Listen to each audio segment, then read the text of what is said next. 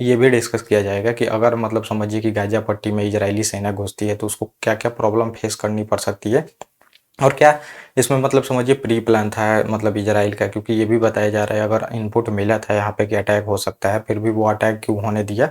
तो क्या ये मतलब उनका प्लान था कि समझिए कि अब गाज़ा पे अधिकार करने के लिए जो समझिए कि गाज़ा को जो गाज़ा पट्टी है उस पे कब्जा करने के लिए इन्होंने होने दिया हमला, ये भी यहाँ पे डिस्कस की जा रही है चीज़ें।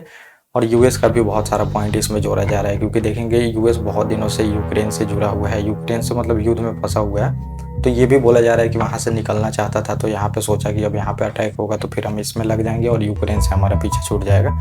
ये भी इसमें बताया जा रहा है। तो टोटल ये 3-4 चीज़ें इसमें डिस्कस होने वाली अभी आपको देखने को मिलेगा। तो सबसे पहले हम देखते हैं कि जो मतलब ये बोला है गाज़ा पे अटैक होगा, तो गाज़ा के लोग जितने भी हैं समझिए वो छोड़ के गाज़ा को वो पूरी तरह से जो साउथ गाज़ा है वहाँ पे चले जाए, उत्तरी गाज़ा में जो लोग हैं वो चले जाए वहाँ पे और फिर ये अटैक करने वाला है यहाँ पे। तो इसमें बहुत सारे सुरंग हैं आपको देखने को मिलेगा। ये बताया जा रहा है कि 500 किलोमीटर का सुरंग है समझिए। और अभी आप देखेंगे बहुत सारे बिल्डिंग पे इजरायली जो एयरफोर्स है वो अटैक कर रही है। तो आपको सोचना चाहिए कि बिल्डिंग पे क्यों अटैक कर रही है। तो उनका कहना यही है कि जो लंबे लंबे बिल्डिंग है बड़े बड़े, तो उसके नीचे जो सुरंग है उसी के नीचे आतंकवादी छुपे रहते हैं।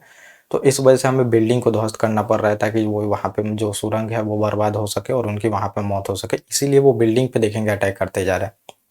तो ये बताया जा रहा है कि अगर ये इसमें घुसते हैं तो समझिए ये ऐसा नहीं है कि ये अभी प्लान बना है, पहले भी ये प्लान बनाया जा चुका है कि गाज़ा में घुसा जाए। और उनका एक यही समझिए कि सबसे मतलब वीक पॉइंट है जो इजरायली सेना है, वहाँ पे जाएगी तो होगा क्या कि अब उनको पूरी तरह से जो पता है, हमास के जितने भी कमांडर हैं उनको पता है कि कहाँ पे छिपना है, कहाँ से अटैक करना है छिप के, ये सब में वो माहिर हैं। और ह्यूमन ढाल वो बनाते हैं समझिए, ह्यूमन मतलब जो इंसान है उन्हीं को ढाल बनाते हैं, उन्हीं के बीच में छिपते हैं ताकि उन पे अटैक ना हो सके। तो इसीलिए इजराइल ने बोला है कि अब ह्यूमन जितने भी है वो खाली करके वहाँ पे चल जाए, जाके हम यहाँ पे कार्रवाई कर सके और जितने उनके सुरंग है वो मतलब समझिए नष्ट कर सके। तो अभी जो गाजा पट्टी देखेंगे तो वो दिल्ली से मान के चलिए कि 4 गुना समझिए बड़ा है। लेकिन वहाँ पे अभी दिल्ली नेटवर्क मतलब जो दिल्ली मेट्रो का रेल नेटवर्क आपको देखने को मिलेगा तो 392 किलोमीटर में है, लेकिन वहाँ पे आप समझिए कि 500 किलोमीटर में जो सुरंग है वो है। और वहीं पे आप देखेंगे और ये सीमेंट से बनाया गया है, उसमें आराम से बिजली बिजली सब कुछ है उसमें देखने को मिलेगा। जितने भी हथियार इनको ईरान से मिलते हैं चाहे कहीं से भी मिलते हैं तो, और सऊदी भी इसमें मदद करता है, हथियार देता है, प्रशिक्षण देता है।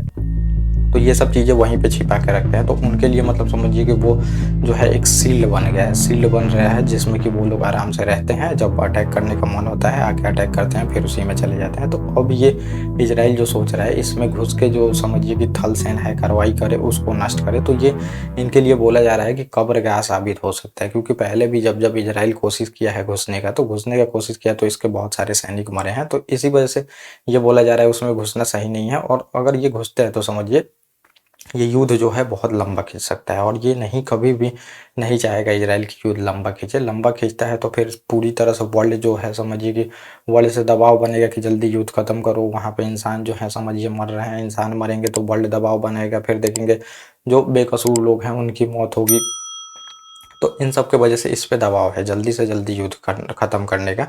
तो अगर ये घुसते हैं तो लंबा युद्ध खींचेगा। तो ये घुसना नहीं चाहेंगे यहाँ पे, मतलब समझिए घुसना भी चाहेंगे तो ज़्यादा अंदर नहीं जाना चाहेंगे। और ये भी बताया जा रहा है कि जो सीआईए है यूएस खुफिया एजेंसी, ये पहले ही बता चुकी थी कि हमास की तरफ से अटैक हो सकता है, लेकिन फिर भी अब इन्होंने क्यों नहीं अटैक किया।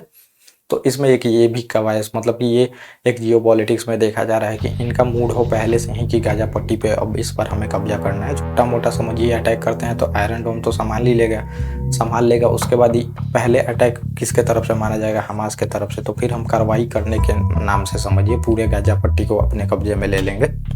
तो एक ये भी चीज़ें इसमें बताई जा रही हैं। और यूएस के लिए तो इम्पोर्टेंट है क्योंकि यूक्रेन में वो बहुत दिनों से फंसा है, यहाँ पे युद्ध शुरू होती है तो अब इधर लग जाएगा, यूक्रेन को बोल देगा कि अब तुम अपना खुद संभालो, क्योंकि पूरी तरह से वेस्टर्न कंट्री वहाँ पे फंसे हुए हैं देखेंगे। और जो उनका समझिए मोटिव था वो फुलफिल तो हो ही गया है, जो रूस था वो बहुत दिनों से लड़ते लड़ते कमज़ोर हो ही गया है। तो अब ये लोग बताया जा रहा है वहाँ से निकलना चाहते हैं। और इजराइल के लिए समझिए एक ये भी मतलब बना बताया जा रहा है खतरा है समझिए, क्योंकि अरबी जितने भी अरब के लोग हैं समझिए तो 21% लोग ऐसा माना जाता है कि इजराइल में रहते हैं अरब के लोग।